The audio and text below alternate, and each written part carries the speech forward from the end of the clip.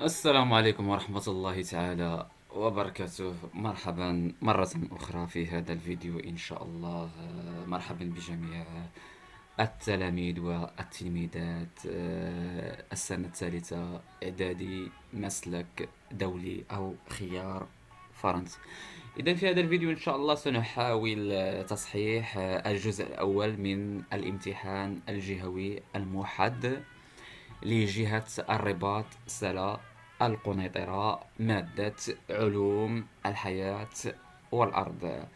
إذا بالنسبة للمدة الزمنية المخصصة لهذا الامتحان الجهوي فهو ساعة من الزمن. إذا تعلمون أن دائما، وأكررها دائما،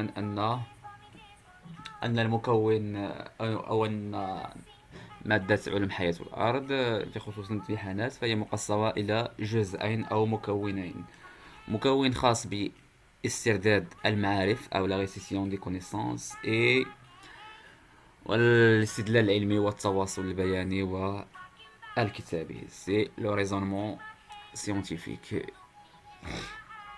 دونك إن شاء الله سنحاول تصحيح هذا الامتحان الجهوي. إذا كما قلنا فهو دورة يونيو 2019. إذا كما تعلمون أن سنة 2020 فكان هناك غياب تام للامتحان الجهوي نظرا لوباء أو فيروس كورونا الذي أصاب العالم بأسره. إذا على بركة الله سنبدأ بالمكون الأول.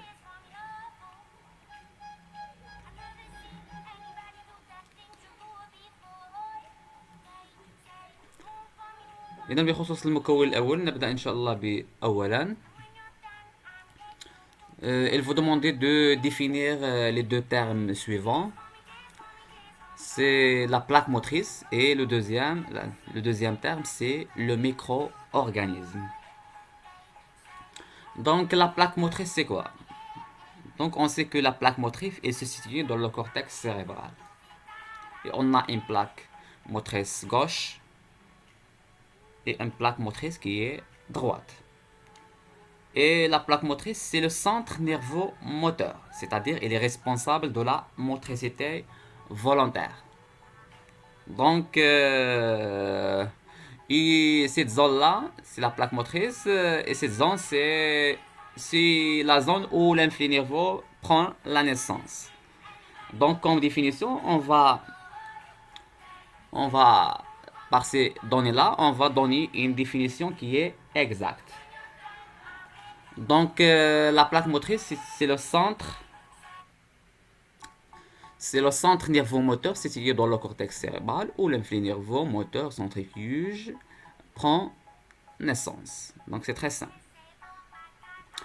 Maintenant, on va donner la définition des micro-organismes. Donc, on sait que les micro-organismes, ce sont des êtres vivants très petits, c'est-à-dire il est invisible à l'œil nu, et visible que par le microscope, que ce soit les microscopes optiques ou bien électroniques. Donc c'est un être vivant invisible à l'œil nu et visible que par le microscope. دونك فهي كائنات حية لا ترى بالعين المجردة وترى فقط بالمجهر. دونك امتحان جد سهل كذلك. إذا ننتقل إلى السؤال الثاني. La question 2. Relier en utilisant les flèches chaque terme de la première liste à son rôle qui lui convient dans la deuxième liste. Sur deux points. La liste 1, on a là les plasmocytes, synapses, aire motrice, plasmocytes, TC. Liste 2, production de l'influx nerveux responsable. Donc la liste 2, la production de l'influx nerveux responsable de la motricité volontaire, destruction des cellules cibles telles que les cellules infectées et les cellules cancéreuses, fixation et neutralisation de l'antigène, transfert de l'influx nerveux d'une cellule nerveuse à une autre, production d'anticorps spécifiques pour un antigène. Donc on a 5 phrases, alors que la liste 1, on a seulement 4 termes. Donc, les plasmocytes, on sait que les plasmocytes sont responsables de la production de l'antigène. Donc, la cinquième phrase, production d'anticorps spécifiques pour un antigène. Le synapse, c'est le transfert, ou bien c'est les ondes qui existent entre deux neurones. Donc, le transfert de l'influx nerveux d'une cellule nerveuse à l'autre, c'est la quatrième phrase. L'aire motrice, c'est la production de l'influx nerveux responsable de la motricité volontaire. Et les lymphocytes T C sont responsables de la destruction des cellules cibles telles que les cellules infectées et les cellules cancéreuses. C'est-à-dire, c'est une réponse immunitaire spécifique à médiation cellulaire. Donc, la fixation, la troisième phrase, la fixation neutralisation de l'antigène, ce sont les anticorps. Il explique comme la liste 1, anticorps, مباشرة على la fixation neutralisation dans l'antigène. Donc c'est très simple.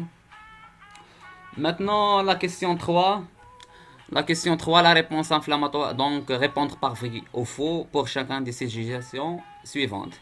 La réponse inflammatoire est une réponse immunitaire spécifique dirigée contre tous les antigènes.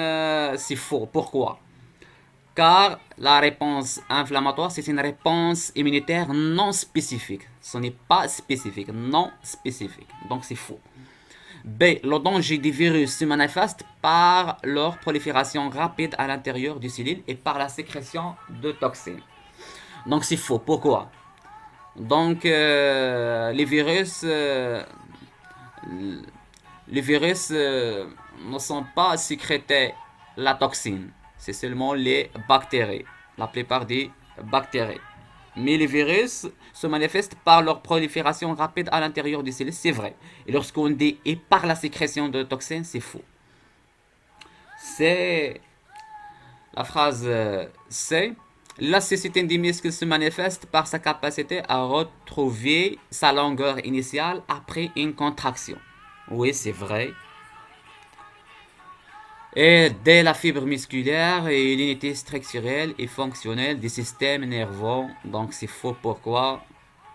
Donc la fibre musculaire et l'unité structurelle et fonctionnelle des systèmes musculaires. Ce n'est pas le système nerveux. Donc c'est très simple. Ou bien on dit le neurone et l'unité structurelle et fonctionnelle des systèmes nerveux, c'est vrai. Donc il y a plusieurs cas de dire ou bien pour devenir la phrase plus exacte.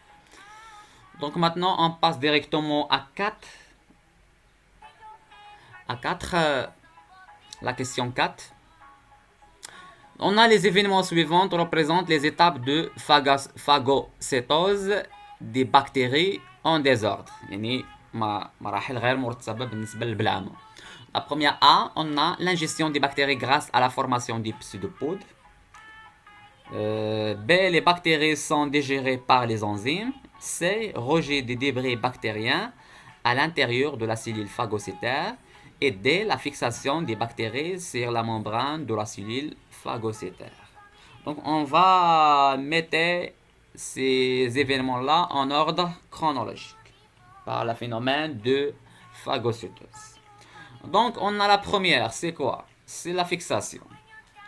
Donc la fixation, on retrouve dans D. Donc D, c'est la première événement. C'est le premier événement. Donc D, c'est la fixation des bactéries sur la membrane de la cellule phagocytaire.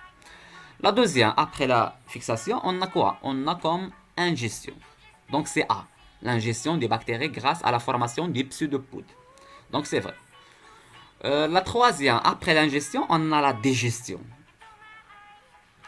La digestion, donc, les bactéries sont digérées par les enzymes, ou bien par spécifiquement les lysosomes, qui existent à l'intérieur de phagocytes. Et la dernière, c'est C, c'est le rejet des débris bactériens à l'extérieur de la cellule phagocytaire. Donc c'est très simple. 5, c'était deux procédures pour maintenir l'intégrité des systèmes musculaires. Donc, par exemple, c'est éviter des faux mouvements et éviter la violence au cours des exercices sportifs. دونك سي تري سامبل. دونك انا وصلنا لنهاية هذا الفيديو. ان شاء الله في المقبل ان شاء الله غيكون الجزء الثاني ان شاء الله بحول الله. اذا بالتوفيق والى اللقاء في فيديو اخر ان شاء الله.